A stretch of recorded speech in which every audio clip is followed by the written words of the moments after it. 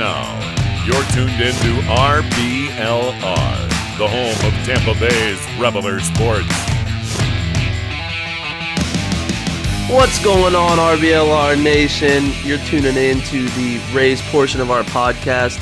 I am one of your hosts, Zach Blaine, and today we got the one, the only, the Wordle God over here, Mr. Ben Whitelaw.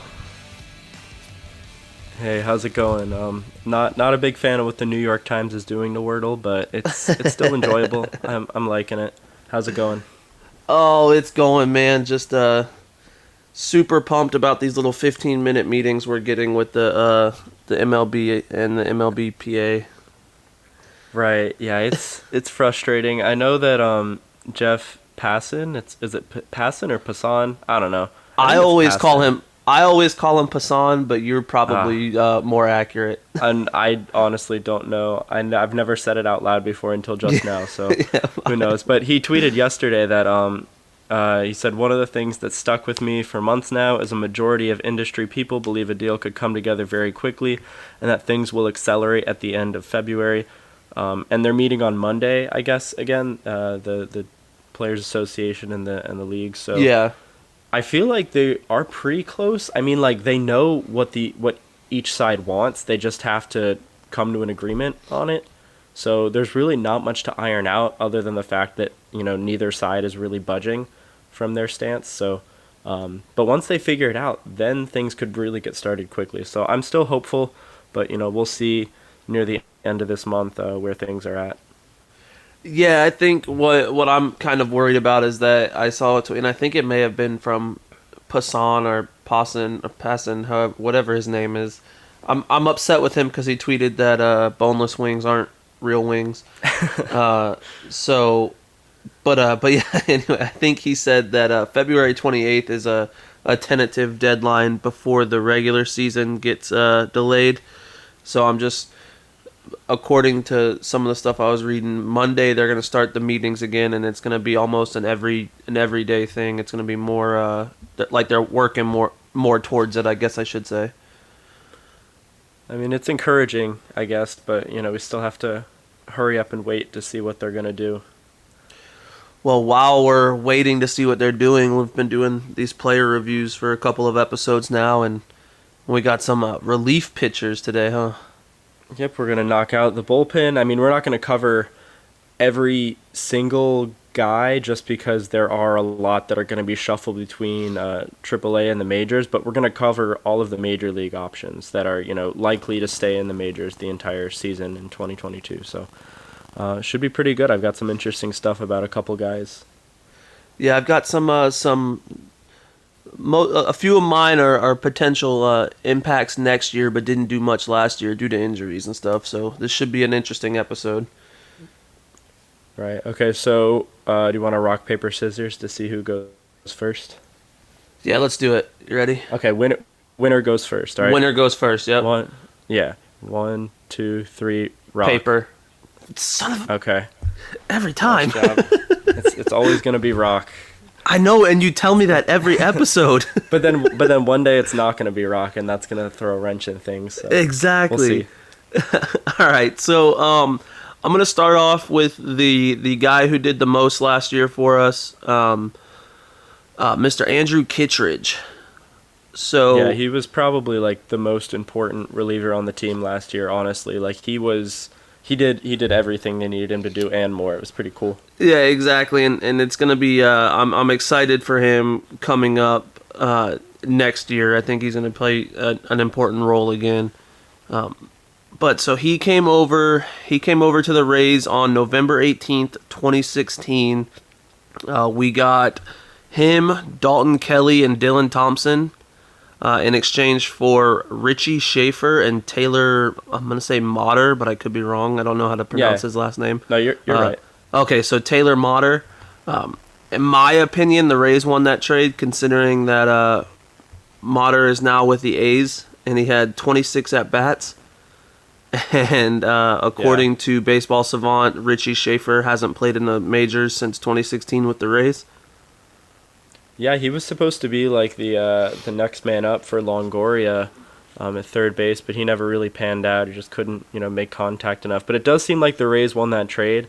I know Kitridge has been phenomenal. And Dalton Kelly, I thought he was going to be a big part of the future, but, he just recently left. I think he's with Oakland now. So yeah. Yeah, I also believe that he's with Oakland. I did a little bit of research into him, but not much. But really the only major league player out of that deal is Andrew Kitridge, which is nice. Right. So what's something that makes him special? Like, what did he do last year? So last year, not necessarily one thing in particular. But on Baseball Savant, his percentile rankings, he ranks above, I think his lowest is 48 on average exit velocity, the 48th percentile in that. So that's kind of a concern to me. But everything else, his chase rate, his whiff percentage, his fastball spin, fastball velocity, base on balls, all of them are above the 80th percentile. So he's in the top of the league in almost every important reliever stat to me, especially with his Ks at 75%. Yeah, I know his chase rate was pretty impressive last year, so that's pretty cool. Yeah, his chase rate is in the 100th percentile. That's impressive. That's insane. Yeah. So like I said, everything on his percentile rankings is towards the top, aside from average exit velocity and barrel percentage. So to get into last year real quick, though, last year he played in 57 games. He started 4 of those games, which I know that we have this fantastic opener role thing that we do, but still, that's kind of wild to me that he started 4 games. He had 8 saves, a 1.88 ERA, and a 9-3 record, and 71 innings pitched. That's crazy. He had a pretty great season, though. Yeah, and it was kind of wild because when I was doing this, looking up his stats, I didn't realize that his season was that good. Yeah, I mean he's got. I know his sinker slider combo is really nice. The slider, breaking to the left, and then the sinker kind of falling off to the right, so he can really get both sides of the plate out. And something that, I've been obsessed with extension lately, and he gets, of course, really good extension on his pitches. He's up near 7 feet on his average release extension. So that fastball that's coming in at, however hard he throws it. How hard does he throw? 90-something? Yeah, 95? It's like 95, 94, 95, yeah. Yeah, so then it looks probably 96, 97, 98 out of the hand, which is nice. And that slider is, close to 90 miles an hour, too, so... I'm sorry, not the fastball, the sinker. So the sinker, he's got 2 really hard pitches, and they've got good life on them. He's just an awesome reliever. He was phenomenal. And one of the things, so to touch on one of the things that I think he did really good, his command is, especially of that slider sinker combo, is phenomenal to me. The where he places it, you're not going to see very many of them over the plate. He threw that slider 45% of the time, and the sinker 44% of the time. But you better watch out for that changeup that he threw 4 times. Yeah. So he does have a nice little arsenal though with that slider sinker fastball. He's got, again, I know I've talked about it the last couple episodes. We've been talking about pitchers, but to me, I want someone that has 3 pitches that they throw at least 10% of the time, and that fastball is right at 10.6% of the time. So it's not his greatest pitch, but he's got 3 pitches that he throws on a consistent basis. Right. Yeah, he's just got good stuff, and he got really great results too. I know he had I think it was 1.5 WAR on Fangraphs coming out of the bullpen, which is incredible for a relief pitcher. To have anything close to 1 is usually pretty good, but at 1.5 he was pretty valuable. And I know he's been throwing harder this year too, which is interesting because I know he tore something a little while ago. I think in 2019 maybe or 2018. And this was the hardest he's ever thrown in his career this season. So he's just he's a different animal. He's got some really great stuff, and he's a tough guy. Yeah, I'm excited for him in 2022 for sure. Yeah, what's something you'd change about his approach or his arsenal or something like that? So this might sound might sound like I'm kind of fangirling over here, but I don't think I would change anything. I personally wouldn't change anything in Andrew Kittridge's delivery or his arsenal. Maybe throw the changeup 8 times instead of 4 times. Right. But I think that he fills the reliever role almost perfect for us. Yeah, he did a really great job. Like, there's really not much that he did poorly. I mean, maybe the home run rate was a little high, but it was like one of the lowest in his career, so even that wasn't too bad. Yeah, I mean, I'm excited to see where he progresses. Like, is he going to be able to throw even harder next year? Like, honestly, don't know. I know that he's 31, but if he's like gaining velocity as he's, getting up there in age, he might have a little bit more in the tank. So who knows? I'm just excited to see him, fine tune things, I guess. So what do you think the role that he's going to be in will be like in 2022? So one of the other guys I'm going to be reviewing later. I think it's going to be between him and Andrew Kittridge as our go-to first guy out of the pen.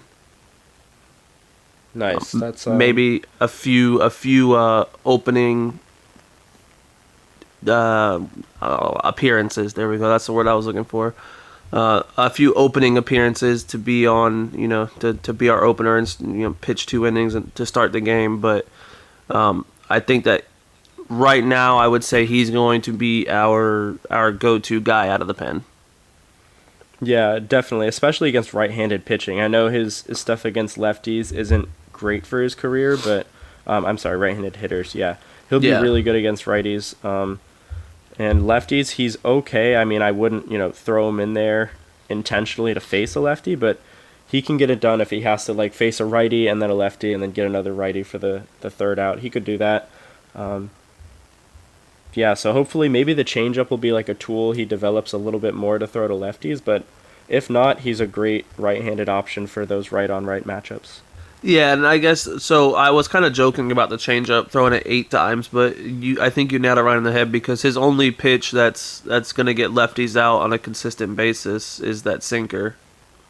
Yeah, and I know that, I mean, I'm looking at his career walk rate versus left-handed hitters and right-handed hitters.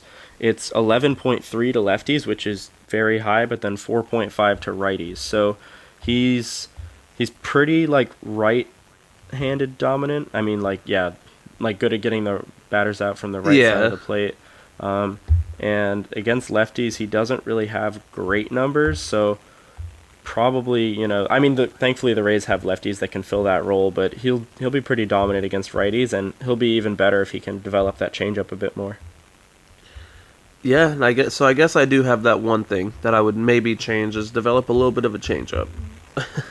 Yeah, I mean, he's great in the role that he's in now, but imagine like where he could be if he does, figure that out and fine tune it. So exciting stuff. He could be reliever of the year. I know that's not like necessarily a real thing, but I mean, like, I feel like he was probably like the bullpen MVP last year because his consistent performance and he was, stayed healthy, pitched a ton of innings. I think like over 70 innings. So yep, 71.2 to be precise about it. I guess I said 71 earlier, but he had that .2. Nice. That's like almost an inning every other game. Like, yeah, he's getting used a lot. So good for him though. He was fantastic. But yeah, so that's my review on Mr. Kittridge. Who do you got for your first one? All right, so my first one is going to be Pete Fairbanks. I'm just going in order from like high leverage to like lower leverage or like a question mark about what they're going to do. So Fairbanks is like probably, actually, yeah, he's definitely like the best high leverage reliever I'm covering today.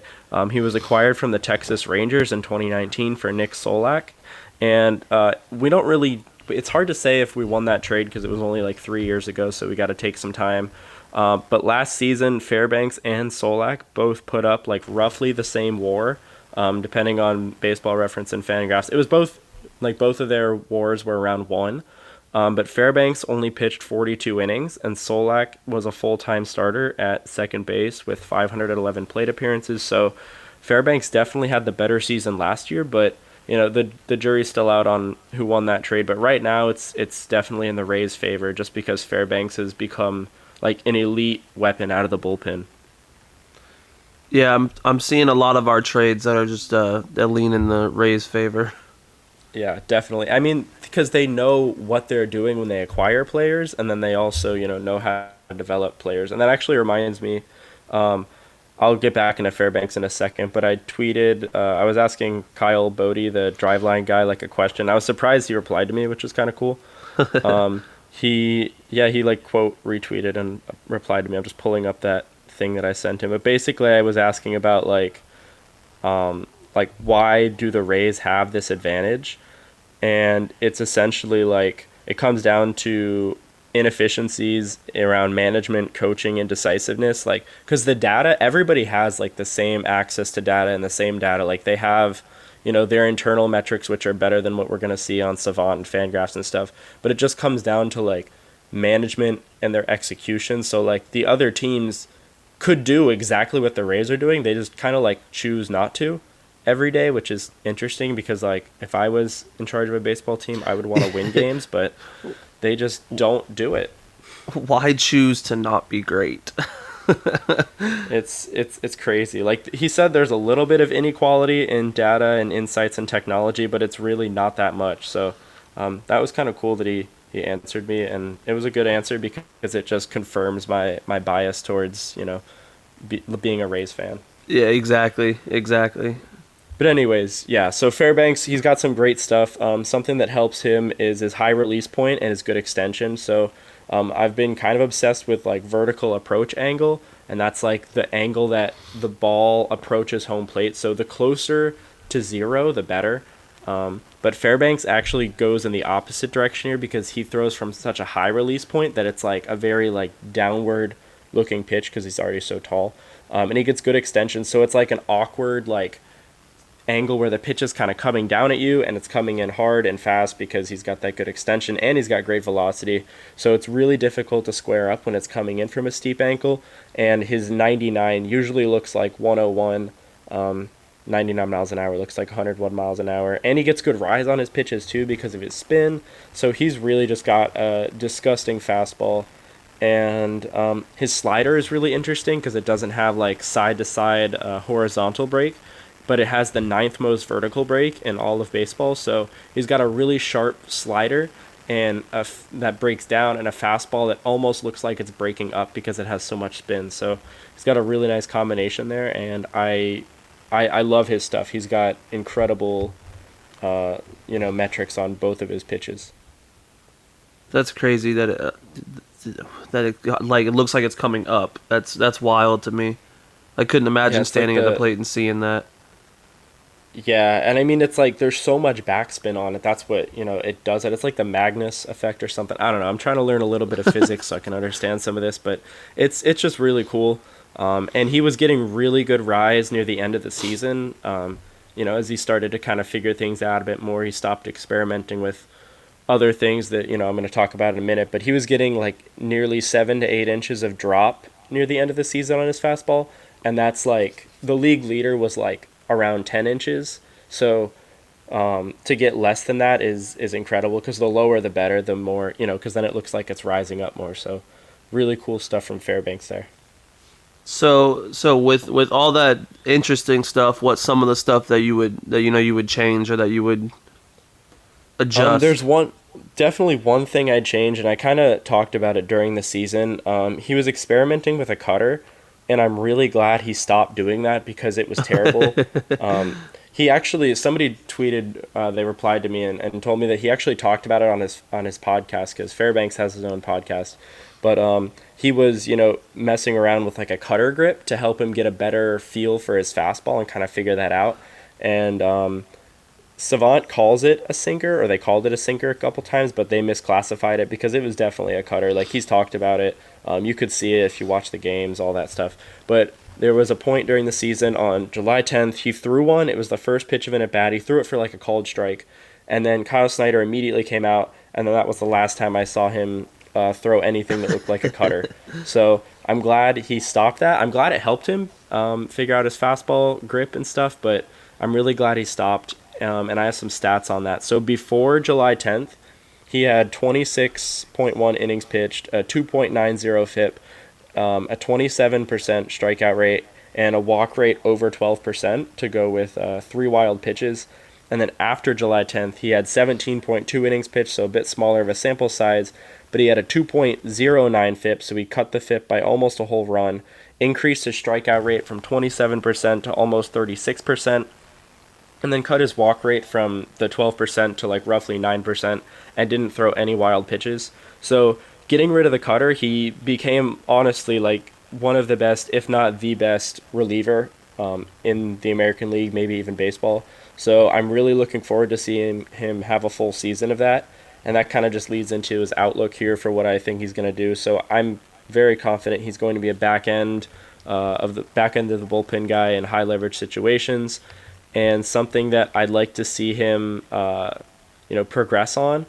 He actually talked about it with the cutter grip thing he was experimenting with. So he was trying to like figure out his splits, because for his career he's had reverse splits. Like, he's always been better against lefties for some reason. But in 2021, he was a lot worse against lefties and really good against righties. He had a 4.06 FIP against lefties in 2021 versus a 1.91 against right-handed hitters. So I think he figured it out, though, based on like dropping the cutter and how his fastball was running like later in the season. So I think he's going to be really good against both sides of the plate, and I think he's going to be probably the best reliever on the team. Realistically, I'm kind of expecting a FIP around 2 against both sides of the plate, but if it's a little bit above that, not a big deal as long as he keeps the wild pitches and the walk rate hopefully under 10%. Yeah, so do you think that the key to his success last year was, or like towards the end of the season last year, was like almost solely on him trying to do that the cutter, trying to throw the cutter? Yeah, just getting rid of it is what, made a huge difference for him. But he got rid of it, but he also like kind of adapted it into his fastball grip. So now he throws a fastball, but he can kind of throw like 2 different versions of it, if that makes sense.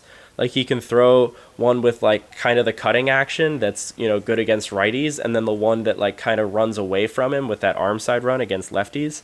And then the slider kind of works on both sides of the plate because it doesn't really have horizontal break, it just goes down.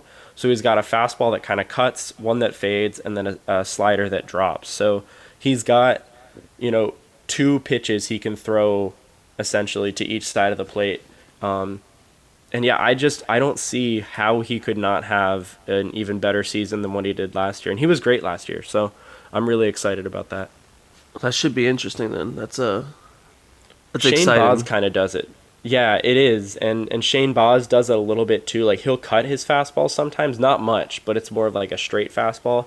And then his other fastball that'll throw to lefties is one that he'll kind of like just let run towards the arm side a bit. So it's interesting that, pitchers will have 2 different fastball shapes essentially. Nice. That's yeah. The stats that you bring out when we do these kind of blow my mind. I'm not gonna lie to you. Oh, thanks. Like in a good way. No, I just keep asking like myself why is this happening, and then I ask people on Twitter, and I'll like dig on Savant, look at Fangraphs, a bunch of stuff basically until I figure it out. So because like everything the Rays do is intentional, they're not gonna just put a guy out there and let him sink. Like, everything is on purpose. Yeah. So we just got to have that assumption and keep asking. And I will tell all of the fans, I know I've said it before, I am very new on Twitter. Like, I don't use Twitter very much. Well, I'm starting to more now. But if you guys do not follow Mr. Ben Whitelaw on on Twitter, you're missing out. It is one of my favorite Twitters to ever to listen to and read. It's mostly just Wordle stuff every day. But Wordle, and then the most interesting baseball stats I've ever heard in my life. Well, thanks. I appreciate it. You are welcome, my man. But yeah, so is there anything else on Fairbanks or? No, he's just gotta keep doing his thing and stay healthy. So, who is your next guy? Mr. Matt Whistler. This is maybe not going to be the best review for him. So he came over in kind of an under the radar trade last season with the Giants. He was traded to the Rays for minor league pitcher Michael. I'm gonna destroy this guy's last name, but Michael Plasmeyer. Yeah. Okay, so No, yeah, you so got it. he was traded for Michael Plasmeyer. He was sent over to the Giants. He didn't play all that much last season. He threw, I want to say 19.1 innings in 21 games with a 6.05 ERA. His fastball velocity is in the bottom 24th percentile. His fastball spin is the 22nd percentile. So with that being said, Whistler it appears is going to be a project for us. Right. Well, I mean, like, he wasn't really like a fastball pitcher. I mean, he mostly just threw his slider. Which, Yeah, you know, 90% of the time was 90.9% of his time was his slider. That's amazing to just like throw that much, and like, you know, they know it's coming and they still can't do anything about it. Like, that's incredible. So Whistler for the Rays, he pitched in, well, okay, so starting off, he started with the Giants. He pitched in 19.1 innings for the Giants, but for the Rays, he came over and pitched 29.1 innings over 27 games with a 2.15 ERA, a 2.515 ERA. So a little bit better than he pitched with the Giants, contrary to what I believed earlier. And I guess it's kind of a weird review for him because I don't have much aside from that he is going to be he's a ridiculous slider thrower, and his control of the slider is very good, but then you look at his fastball that he throws 9.1% of the time, and it's like the control is just almost non-existent to me. Right. And I guess to me it's hard for me to be optimistic on somebody who throws basically one pitch. Well, I mean, he does it really well, and he's got like, he's kind of like Fairbanks in the way where he has basically one pitch where it's his slider. I mean, he has two pitches, fastball, slider, but the slider, he's almost got like two different kinds that he throws. Like he's got kind of like more of a sweeper that kind of like starts at one end of the zone, and then he's got one that kind of like almost breaks down, and he throws them both pretty equally from what I've seen. Like, it's really hard to get numbers on it because it's basically just like what we're able to like watch him do with our eyes. Yeah. Which is, it can be tricky, but he's got a really good break on it. His release point is pretty far off to the side, so that kind of helps it play up. But he's got, like you said, excellent command of that slider. I know when he came over to Tampa, he had a 31.9 strikeout percentage and a 4.4 walk rate, which is incredible. It was pretty similar to that when he was with the Giants, but he was just getting like BABIP to death, like with all those bunch of ground balls that the defense wasn't really coming up with. So not entirely his fault. I know the home run rate was like a little bit high for him too. It was like uncharacteristically high. But yeah, he came over to Tampa and just pretty much only threw sliders and got some great results, because I know his ERA with the Giants was 6.05, and then he gets to Tampa and it's 2.15. The FIP and expected FIP like both kind of go that way too, even though they're a little bit closer together. But whatever the Rays had him do was incredible. He put up a 1.1 WAR on Fangraphs in 29 innings. Like, that's insane. Like, Yeah, he had a phenomenal season, and I mean after he came over to Tampa. After he came to Tampa, yeah. Yes, so I'm looking forward to hopefully more of that. I hope the rest of the league doesn't figure him out, but I think he'll be fine. I don't know. Yeah, What would you change about him? I guess. I would I would have him throw more of a fastball. Yeah. I know I'm kind of harping on that because over the episodes I've put myself in the position where like I almost have to like for a pitcher see somebody that has 3 pitches. I guess I kind of forget that relievers don't have to do as much as starters do.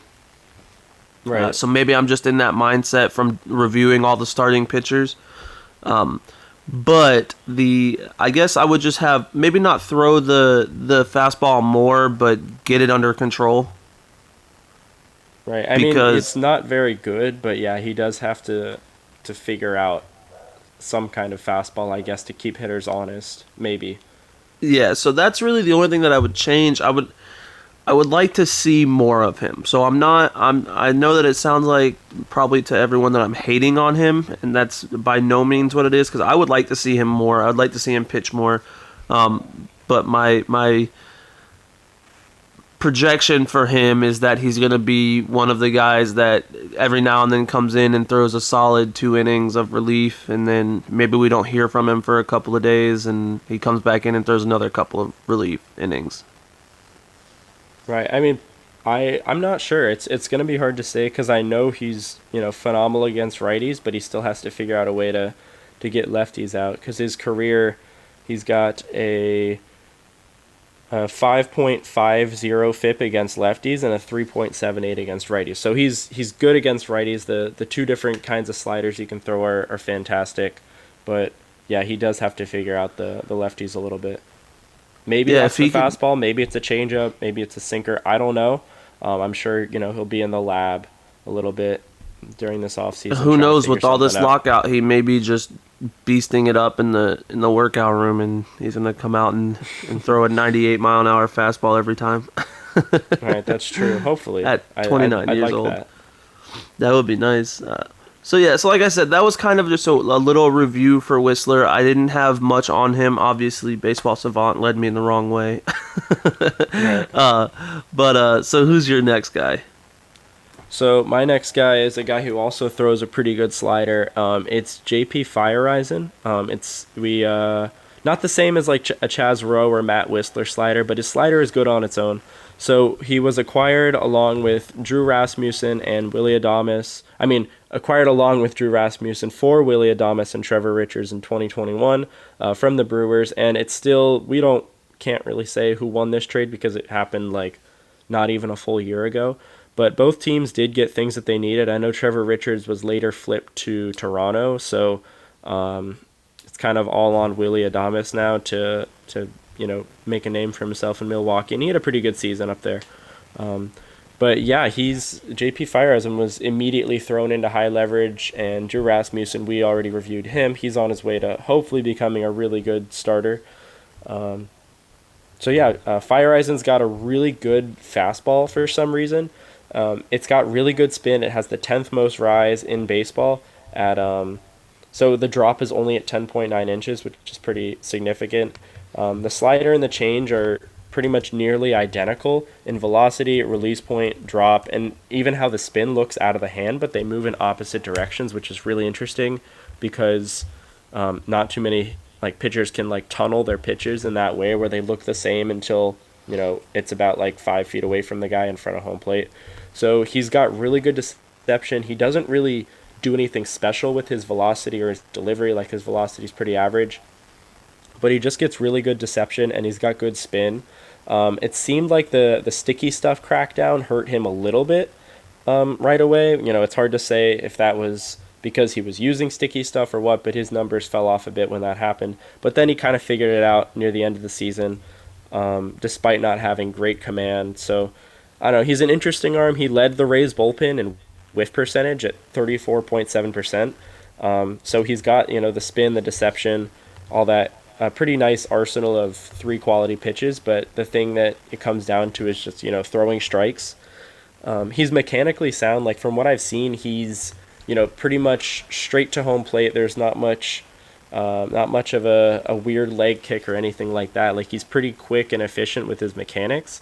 So I think it's mostly just coming down to him needing to trust his stuff. Like, he's deceptive enough. He's got good spin rates. So his 14.1 walk percentage shouldn't be that high. Like, the Rays have a great track record of cutting it. So I think he can maybe, cut it a little bit this next season and hopefully become a valuable guy out of the bullpen. Yeah, that literally, like I said, every time you talk about pitchers, I just get more and more excited for them. I love pitchers. Not that I don't not like hitters, but there's so many cool things that the Rays pitchers do. And I know when we had, I think Brett said it, and then Cole said it too, and we had them on. Like, they just every player on this team does something really well, and it's really cool to kind of dig into that and see how they do it well, why they do it well, like what they could do to improve, all those kinds of things. And the Rays just have quality, like above average major league arms, like all the way through AAA. So there's so much depth and there's so much quality depth, and they all, have their own unique things. So really cool stuff. I like Fireisen a lot. I'm super high on him. I think he can become like an elite back end of the bullpen guy, but he's going to have to throw strikes. So he's going to be in high leverage, but if he's, struggling, the Rays do have other options who are, coming back from injury, coming up from the minors. Colby White's going to be looking to make a name for himself in the bullpen. Calvin Fauché, lots of young guys who are hungry. So it's going to be on Fireisen to throw strikes. So realistically, I want to see a walk rate around 8 to 10%, which is still pretty high, but, it's manageable if he's a reliever. So if not, if he can't get that walk rate down, I don't know how long he'll stay, but, if he can keep it around 10%, he's going to be a really great option, to get righties out next to Fairbanks and Kitridge. And his changeup is really good, too. He had a really high whiff rate on the change. So he's good against lefties. He can hold his own there. So now, this is why, to me, for the Rays, it's kind of hard for us to make projections because of all the arms that we have. Yeah, they're all going to get used. They're all going to get rotated. Some might get injured. Some are going to have bad seasons. So it's really hard to say, but we know that we're going to get quality because of all the depth that they have, because, no matter what happens, they still have Kyle Snyder on the team. They still have quality depth. It's looking pretty good. So what's I know that we kind of touched on it, but what are your, your projections for him? I'd like to see like 50 to 60 innings, and if he can have a FIP around 3, that would be pretty great. I'm confident he can do it. I think his spin rates have, kind of stabilized, so I think he'll be good on the fastball. It's just a matter of, trusting his stuff. Even though it's like, I want him to trust his stuff, even though it's not elite stuff. It's like, it's really good stuff, but if he trusts it, it can become elite because he's got the spin rates to do it and a pretty good 3-pitch mix. So I think he'll be fine, though. In worst case scenario, he's like, a guy that they throw in to give like Shane Baz and Shane McClanahan like a break. If they're like getting beat up in a game or something, they're down by a couple of runs, throw in Fireisen, let him eat an inning or two, preserve the guys, and then, that's the worst case scenario. But best case scenario, I think he could, be a high leverage option well into, October and hopefully beyond. Okay, so you say that he's got the potential to be kind of an elite pitcher. If he can continue to cut that walk rate and throw strikes, the ceiling is pretty high, but the floor is also pretty low on him as well. So it all depends on that command. But the Rays have shown they can cut walk rates. You look at Patino, you look at Glasnow. Yeah, definitely. Look at literally any pitcher they've acquired except for JP Fireisen, and the walk rates are going down. So they're going to figure it out with him. They have to. That makes me excited, but we just got done talking about elite stuff, and I don't know if you've maybe seen the shirts over at shop.rblrsports.com, but those are elite. That's what I've heard. I know they don't come with any impressive spin rates or anything, but the shirts at shop.rblrsports.com do have some pretty cool designs, which is just about the same as, it's equivalent to having a good spin rate. Who knows? Maybe we'll get a shirt that just says spin rate. We'll just make one of those for you. That would be cool. I mean, I'm kind of on a vertical approach angle now, so if we can get one that says like VAA and it has like a protractor on it, that might be kind of cool. But that's pretty niche, so it's we'll see. I don't know how many people would buy one other than possibly me. I would buy one just to support you, Mr. Ben. Appreciate it, thank you. Yeah, I mean, I think everybody should buy a shirt and support us over at our podcast. So, you can go to shop.rblrsports.com, use promo code FLAPPY, that's FLAPPY for 10% off your order. And I guess we'll just jump into our next pitcher if we're good on the shirts there. Yeah, I think I would say we are. So the next pitcher I got, I feel like a lot of mine have been kind of stuff that we're gonna, more of something we're gonna see later on. Because my next pitcher is Mr. Colin Poche. He ended up coming over to the Rays on May 1st, 2018. He was acquired by the Rays as a player to be named later to complete the Steven Souza trade. The trade originally happened in February of 2018, but he came over in May. So the last stats that I've found for him were 2019. It was a 2019 season where he pitched for the Rays, and he played 51 games, 51.2 innings pitched. Gave up 9 home runs, which is kind of a lot, but he also struck out 72 people. It's insane. Yeah, that's wild. And now, why I say he's the second most excited pitcher the pitcher that I'm second most excited about. If I could speak English, good lord.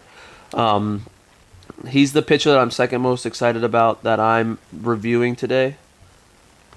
So he is in the 94th, and again, this is 2019, so because it's last time he played.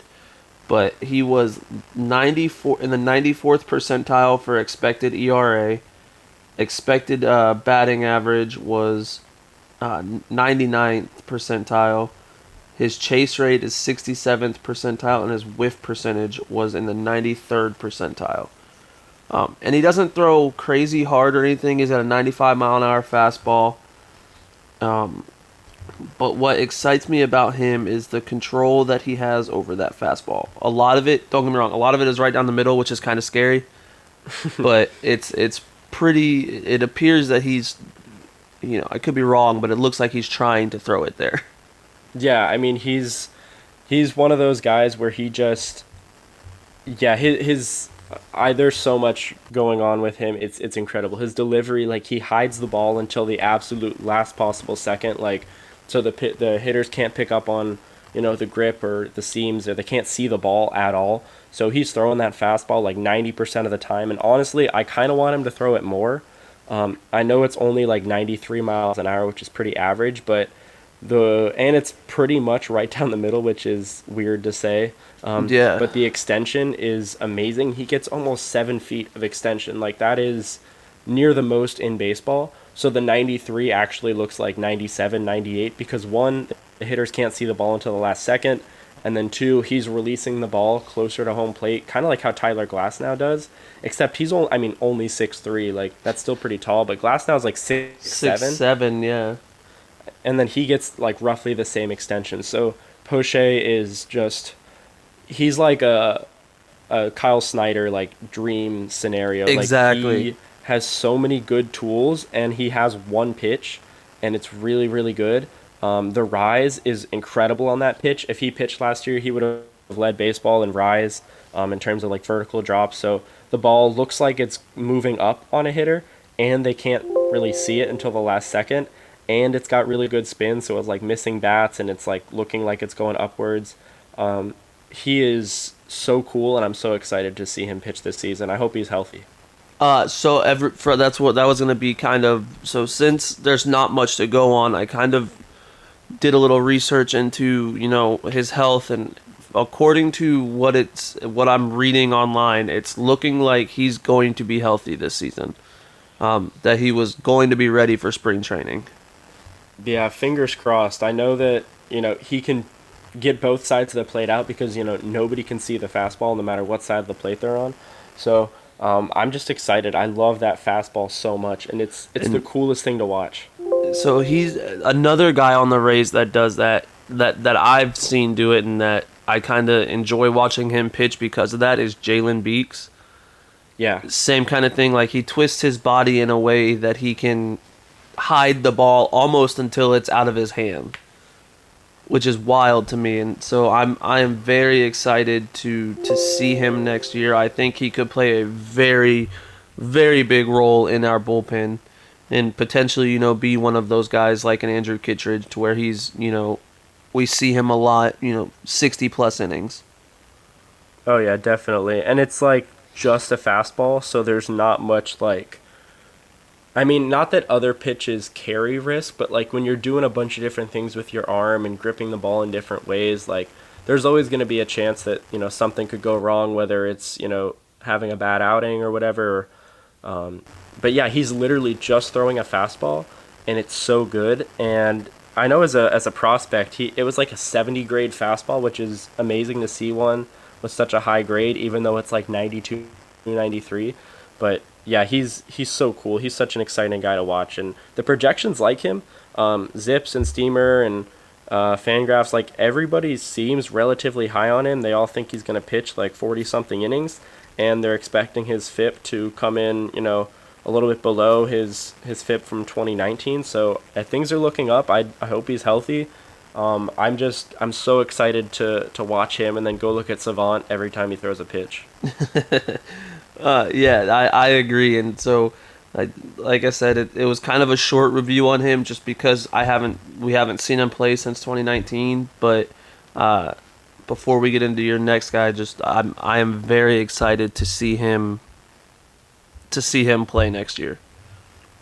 Yeah, he's going to be, as long as he's healthy. I know he's going to have to kind of earn it because he's working his way back, but he's probably going to be like the first left-handed pitcher out of the bullpen. I mean, I know they acquired Brooks Rayleigh, and I'm sure we'll get into him later, but yeah. Based on Poche's injuries, I know Rayleigh's probably going to be the first out of the bullpen, to start the season, but it's Poche's job to take from him as the season goes on, and he gets into a rhythm, proves that he's healthy, gets into a rhythm. I can't express how excited I am about Poche. He's probably like my second favorite pitcher on the team behind Yarbrough. So like I said, not to give anything away, but like I said, Colin is my second favorite, the second pitcher the second most exciting pitcher to me that I'm reviewing. Not to give anything away though. Nice. All right, so the next guy I've got here is one of the other lefties in the bullpen. He's probably going to have a pretty big role as long as he's healthy as well, and that is Jeffrey Springs.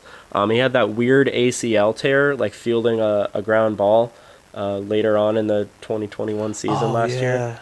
It was just a freak thing, so, I expect him to... And especially for a pitcher, too. Exactly. Yeah, but he should bounce back. Like, it's a non-throwing arm injury, so he should be, ready to go next season, hopefully. But yeah, he's got a pretty cool arsenal, and some of the metrics love him. So anyways, he was acquired from the Red Sox along with Chris Mazza for former Rays catching prospect Ronaldo Hernandez and a low minor league prospect Nick Sogard. It was a pretty recent trade. It happened before the 2021 season, so it's really hard to say who won, but Hernandez and Sogard are both pretty old for their levels in the minors, even with the pandemic setback kind of. And they haven't contributed to their big league club, while we've seen Jeffrey Springs and even Chris Mazza perform pretty well at the major league level. I think the centerpiece of that deal is definitely Jeffrey Springs, just based on what he did last year and what he's going to hopefully be able to do this season. And yeah, so I'll just get into his stuff. He's got really good deception in his delivery. He's got good extension. All three of his pitches look exactly the same out of the hand. He's really, really good at disguising that, and that kind of helps him, it helps his pitches play up a bit because of that extension, and they all look the same, so it kind of jumps on the hitter fast. His fastball is really cool because it gets similar arm side run to Shane McClanahan, where it has that kind of, it's more of a break than a fade, where it moves away from a right-handed hitter and in on a lefty. So the fastball is really good, and he was performing really well as he got settled in with the Rays. I know the strikeout rate was like around 30%, but his 15-game rolling average before he got injured was around 40 to 45%, and have a strikeout rate that high is like the opposite of Brandon Lau in the playoffs. Like Brandon Lau strikes out like 40% of the time in the playoffs, and he'll figure it out. He'll be fine. But Jeffrey Springs, to do that as a pitcher is incredible. And expected FIP loves him. I know I've been leaning more on FIP because expected FIP kind of takes more of an approach of what they should be able to do versus what I can't talk right now, versus what they actually did on the field. And Springs' expected FIP was the 13th best reliever in baseball in 2021, and he was the best on the Rays by quite a bit in terms of relief pitchers. So he's got some really good stuff, and he does a lot of things really well. He just has to not tear his ACL again. Fingers crossed. Yeah, so I mean, he does have a bit of a high walk rate. If he can keep it at or below 10%, that's fine. But my other thing for him was just to not get injured, and he'll be pretty solid. Well, I guess that's impressive if the only thing that you can really change is not getting hurt. Yeah, and the walk rate too, but it's not even that big of a deal because he strikes out so many guys. Like, he's good for at least one strikeout an inning. He's really good against lefties, so he'll definitely be one of the first lefties out of the pen, next to Rayleigh and as Poche works his way back. But he's pretty good against both sides of the plate because of that changeup that he's got. That was his best pitch coming up as a minor leaguer, and it's honestly still probably one of his best pitches just because it looks like the fastball and the slider at the same time, until it doesn't. So he can pitch to both sides of the plate. I think Poche kind of has the higher ceiling and the higher floor, but Springs is still going to be one of the best, bullpen options, maybe even better than Rayleigh, just because I know Rayleigh has some extreme splits. So we'll get into him soon. I'm very confident in that because I know you're going to cover him. But yeah, Yes, Springs is really cool. I don't see him not contributing in a big way, as long as he's healthy. Like, that's the only question mark with him, is staying healthy and maybe fixing the walk rate a little bit. So you're kind of, this is what I'm taking from it, is that you're thinking he's going to play a big part in next season, especially if, say, Rayleigh or Poche don't necessarily work out. Right. Yeah. I mean, both of them are a little bit like, Springs is like the least biggest, or like I'll just call it the smallest question mark among all the lefties out of the bullpen. I was going to say the least big, but small is a more concise word, so we'll say that. He's almost like a left-handed Kitridge with a changeup. Like, he just does it really well. So he's going to get the strikeouts. He's going to pitch in high leverage. And he's pretty decent against both sides of the plate, but he's better against lefties. So, well, this is why I'm so excited for the Rays. I'm so excited for baseball to come back because everyone we're talking about has such a high ceiling. Yeah, just so much quality depth and high ceilings. I love it. Oh, and I like the thing Eureka put in the Discord here. Nice job. Awesome. Maybe that's a graphic or shirt. I don't know. Maybe a Christmas card. We'll see. I guess nobody can really see it, but yeah, if you're listening, just imagine a protractor and the letters VAA. That's what we got in the Discord right now. So it's gonna happen. It's gonna happen. That would be nice. All right, so I guess that's it for Springs. Yeah, that's it there. All right, so I am so excited about Brooks Rayleigh. Is that how you say his name, right? Rayleigh? I believe so. Can't even say his name right, and I'm excited for him. Okay, so this man is he is, he spent, I believe, 7 seasons in the Korean baseball. It was the KBA. I think KBO possibly. KBO. I'm not sure. That makes way more sense, and I think you're 100% right. So the Rays signed him. I'll tell you guys how we got him. Rays signed him to a 2-year, $10 million guaranteed deal with a 3rd-year option. And this is weird for the Rays, considering the list of relievers they've signed to a multi-year deal consists of Troy Percival, Joel Peralta, Dan Wheeler, and then the last time they signed any reliever to a multiple-year deal was Grant Balfour in 2014. And this is the first time that Eric Neander has ever done it as a GM. Nice. And That's interesting. And I got to give credit to D-Rays Bay. They made an amazing article on this guy. Because I didn't want to go into stats too much, because I felt like everyone that we've been reviewing, we've been pretty much reviewing as their performances as a Ray. Mm-hmm. So I have the stats, and I can get into those, and I will here in a minute.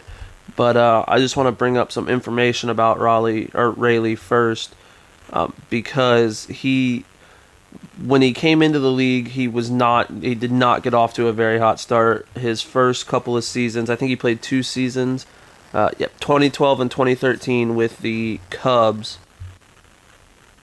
And the first season he had an 8.14 ERA, giving up in 24 innings pitched, giving up 7 home runs. And then the next season he had a 5.14 ERA in 9 games, giving up 2 home runs. So just not very good. And then he goes over to the Korean Baseball Organization. There we go. And plays 7 years there and just does really, really well over there. And when he gets back, he just so much has changed. Like, he's not giving up as many home runs.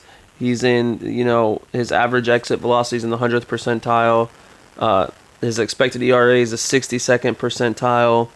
And this is all, again, I don't want to get too much into it because it's not with the Rays, but his curveball and his slider are going to be, I think, phenomenal. Yeah, I agree with that for sure. They've been clocked at 3,000 RPMs on like the regular, on average, not necessarily just like one time. And we talked about the sticky stuff affecting people a little bit. It did not really affect him. So before the June memo, his spin rates were at 2,619. And then after the June memo, they went to 2,595. Which to me means that he may have been using sticky stuff, but not too much. Yeah, no, his spin rates are incredible. Like, I'm really interested to see what the Rays decide to do with him, because he has some really great tools.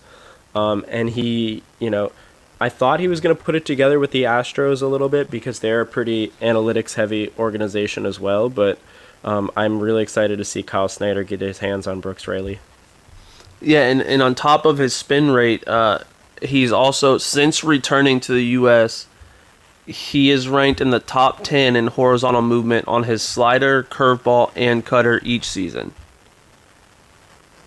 That's amazing. Like, he's got really, really great tools. What kind of changes would you make for him, I guess, then? Or what changes would you like to see him make? So, if I had to, say, I guess I would maybe... This is going to sound weird because, I just talked about how much I like people who have multiple pitches. He has 6 pitches that he throws. The lowest one that he throws is his changeup, and that's at 3.8%. So, considering that we just went over a couple pitchers who had 2 pitches, and even that one, they only threw 9% of the time. I would almost maybe just focus on 3 of those. Maybe he's doing too much. He's got a cutter, a slider, a sinker, a curveball, a four-seam fastball, and a changeup. Yeah, that's a lot. Yeah, and the control of it, don't get me wrong, the control of his cutter, slider, and sinker, to me, are, again, phenomenal. And even his fastball, he does throw it kind of high, which is sort of scary. But even that I'm okay with. So as long as he could just maybe focus on 3 or 4 of those, not necessarily worry about, maybe get rid of the changeup that he threw 33 times last season. I think that's the one thing I would change is kind of maybe focus more on a couple of those, not all of them. Yeah, that makes sense. And I know that his walk rates are good, so his command is good. But I think limiting his arsenal would also help his command because he wouldn't have to try to worry about throwing, so many different pitches to different spots all the time. Exactly. I'd be cool with just slider, curveball, and then maybe a fastball just because he's got really good spin rates on that fastball and probably pretty good rise to match. I haven't really checked it out, but if he just went slider, curveball, and threw those each 50% of the time, that would be kind of cool. I feel like he could be really successful with that. Yeah, and that's why I was saying he's who I'm most excited for and who I think could play the biggest role in the bullpen as a lefty, because with all of that arsenal, in this, again, it relies on him kind of getting it together, if that makes sense to you guys. If he could get it together, I think that, and focus on just some of these, because I think that his breaking pitches are his just everything about his pitches to me. And sorry, I know I'm kind of flustered right now. I'm just so excited for him because I feel like he could be really, really good in our bullpen. No, I agree. He could be a really phenomenal option. The only thing on him is figuring out righties. That's where he struggles, but the Rays do like to do the platooning type thing. He probably won't face too many righties, but because of the minimum batter rule, he's going to have to do it at some point. You can't hide from it forever. So maybe he throws in a sinker as a way to figure out righties, or maybe he works in a change. I don't know. It's really hard to say, but his numbers against righties have just been really bad. So, but lefties, he's elite. He's one of the best in the game when it comes to lefties. So hopefully he can get that done. Another thing that kind of excites me, and this is one of the stats from the D-Rays Bay article I was talking about. He's got a K rate of 31.8%, which ranks him 29th overall over the past 2 seasons. And that ranks him above some pretty impressive guys. We talked about one of them today in Pete Fairbanks, Diego Castillo, Chad Green, and Kenley Jansen. Yeah. Wow. So I know it's kind of weird to not necessarily go over the stats a lot on this guy, but I'm basing it more off of potential and what I think he can do, and I see him being very, very good after learning from Snyder.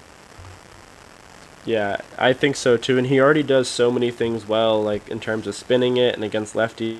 He's one of the best in the league against lefties. So if he can be at least average against righties, he's due for a really big breakout season with the Rays.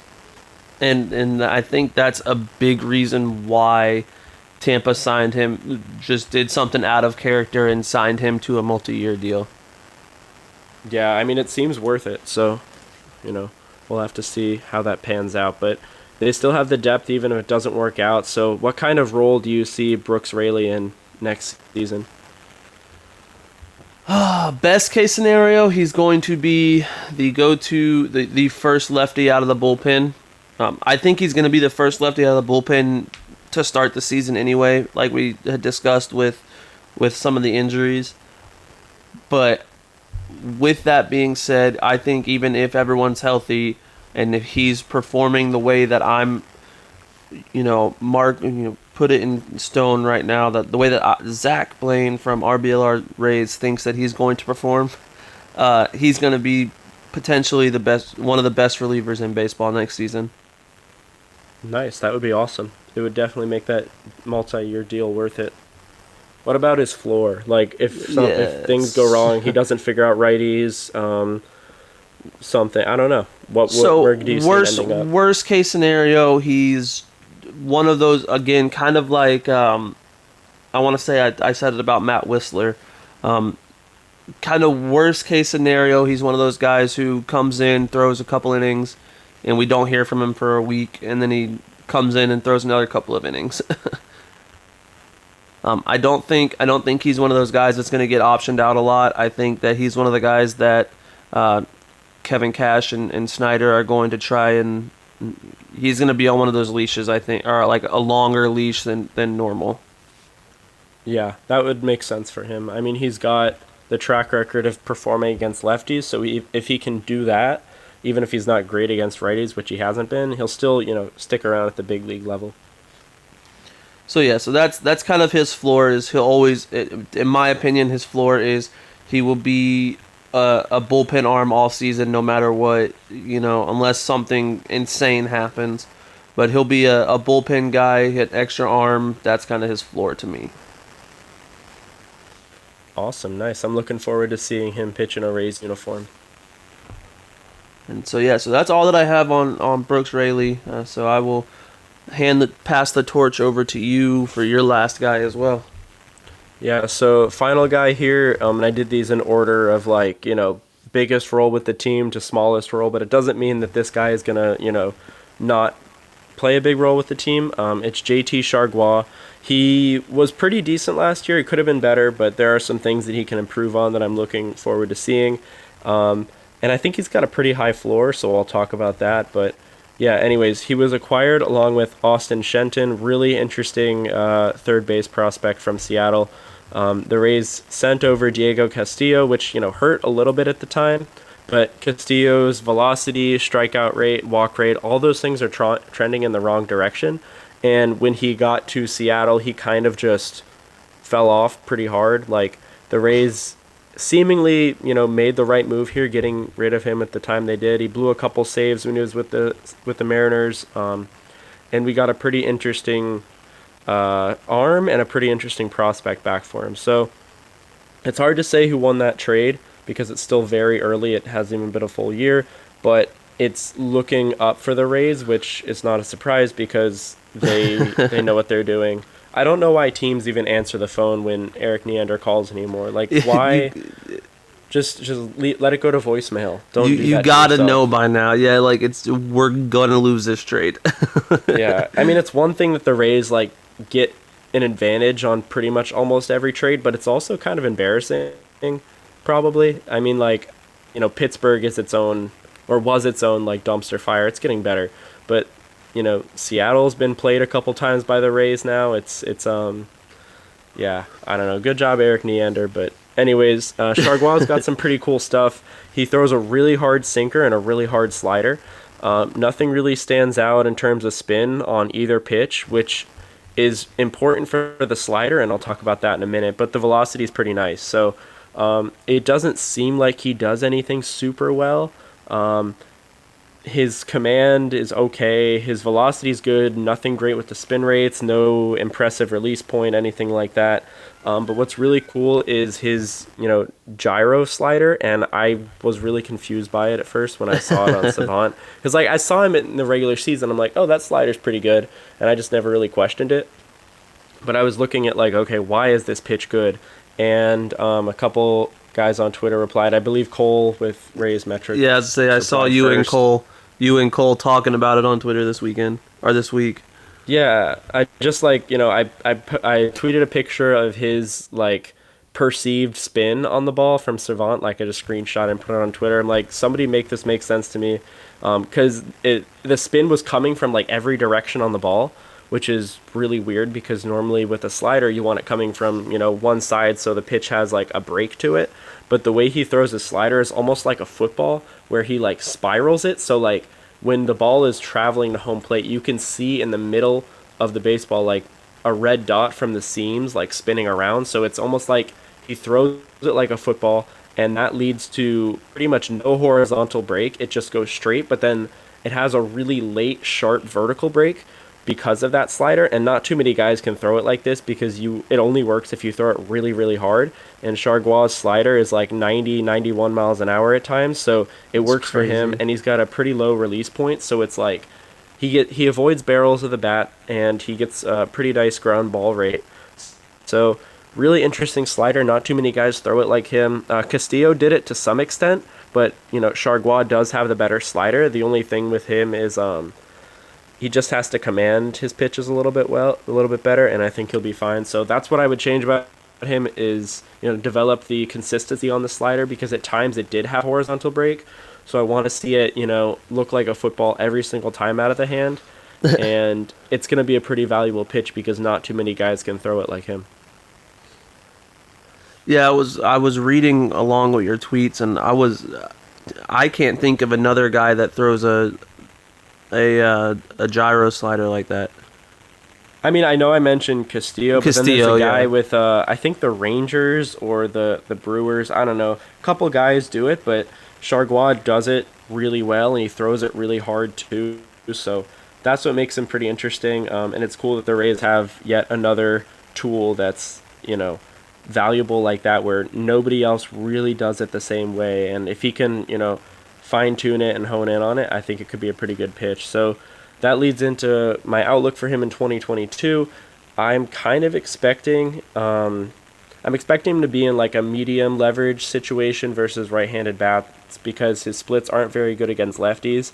But if the command and the slider improves, he could be in like a higher leverage option, which I know the Rays tried him out in this past season, but he didn't convert a save, and I think he blew 3 saves. So he might not be the guy for high leverage, but that's fine because they have so many other options. So I don't know. I think his floor, like I said, is pretty high as like a right-hand batter / ground ball specialist, because he does get a ton of ground balls. He's, near the top, I think, like 90th percentile in ground ball rate.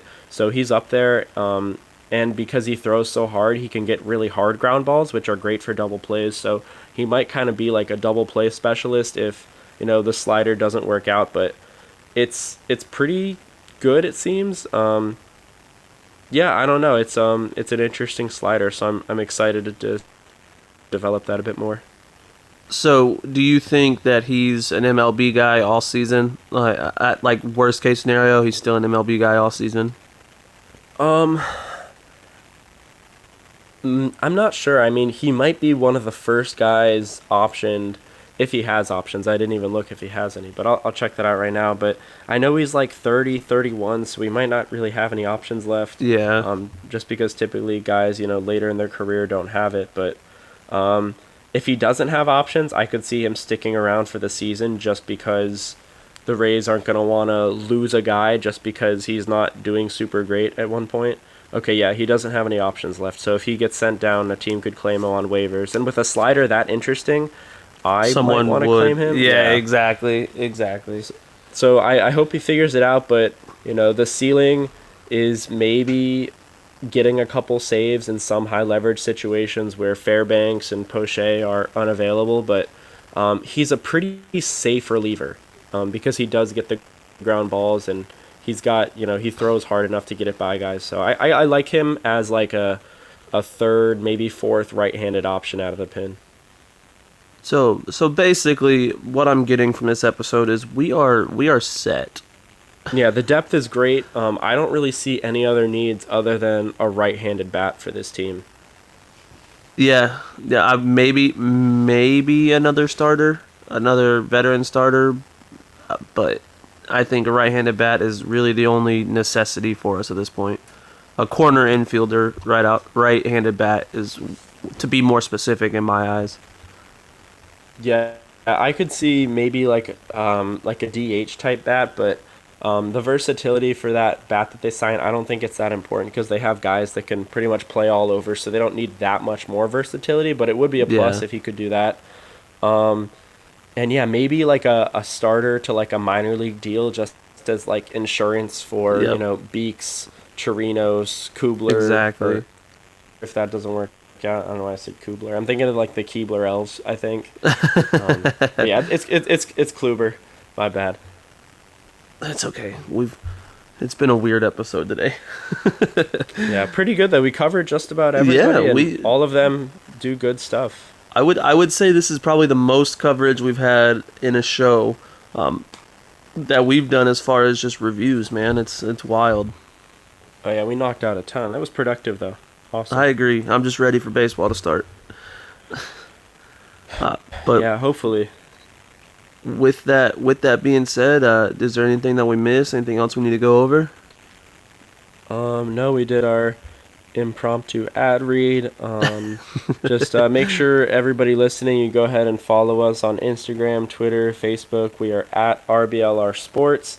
You could like and subscribe to our podcast. We're on Spotify. Make sure you give us that really easy 5-star review. Super quick and easy to do.